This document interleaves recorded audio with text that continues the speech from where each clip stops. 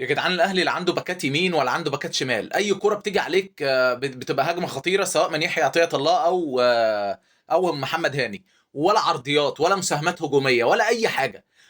وحمدي فتحي، ليه سايب حمدي فتحي في الملعب كل ده؟ حمدي فتحي ما عملش اي حاجه معاك للماتش الاول ولا الثاني. اللقطه اللي ظهر فيها طول ال 45 دقيقه لما عمل فاول تكتيكي على الولا وخد انذار، دي اللقطه الوحيده اللي ظهر فيها حمدي فتحي.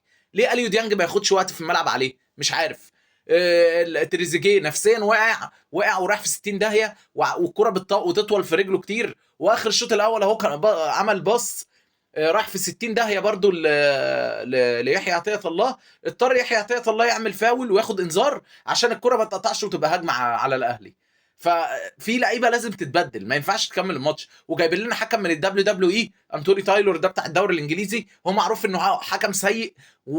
يعني ما جاش الماتش، كان هيتقلب ويروح في 60 دقيقه بسببه. فبجد محمد هاني، يحيى عطية الله، شكرا كده كفايه. من بعد البطوله دي لازم تشوف لك باكات يمين وشمال تلعب.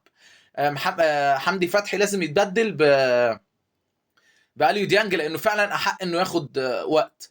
اشرف بن شرقي لازم ينزل الشوط الثاني مكان تريزيجيه، لان تريزيجيه لا بيساهم في الهجوم ولا بيساهم في الدفاع. بس كده، وربنا يكرم بقى وربنا يستر في الشوط الثاني ونقدر ان احنا نعمل حاجه. السلام عليكم.